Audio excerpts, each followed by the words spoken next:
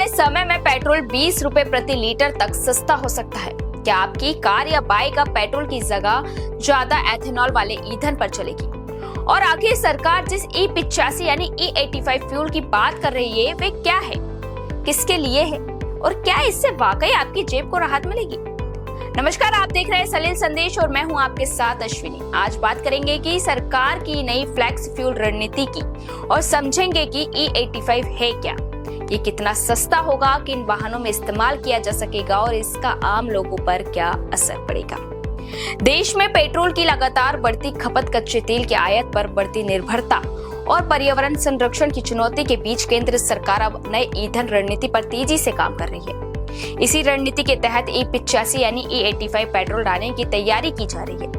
केंद्रीय पेट्रोलियम एवं प्राकृतिक गैस मंत्री हरदीप सिंह पुरी ने संकेत दिया है कि E85 पेट्रोल मौजूदा E20 पेट्रोल की तुलना में करीब 20 रुपए प्रति लीटर सस्ता हो सकता है।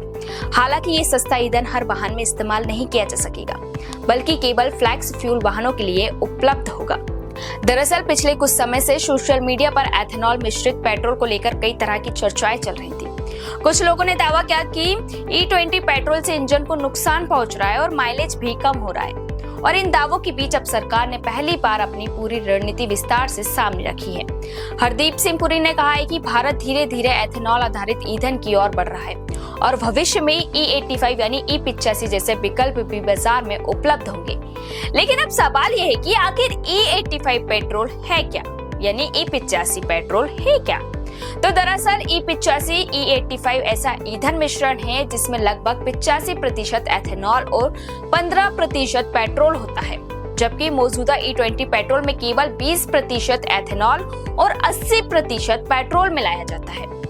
एथेनॉल एक जैव ईंधन है जिसे गन्ना, मक्का और दूसरे कृषि उत्पादों से तैयार किया जाता है। इसे पेट्रोल में मिलाने से कच्चे तेल पर निर्भरता कम होती है और प्रदूषण भी घटता है।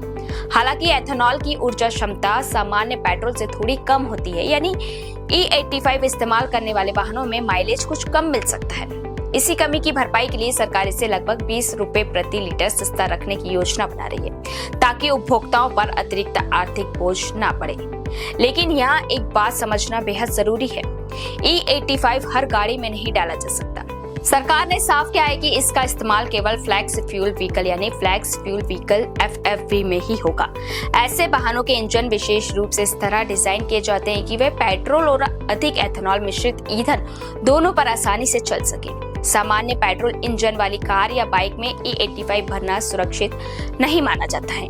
लेकिन अब बात करते हैं E20 को लेकर उठे विवाद की। सोशल मीडिया पर इंजन खराब होने और माइलेज कम होने की कई शिकायतें वायरल हुई थी।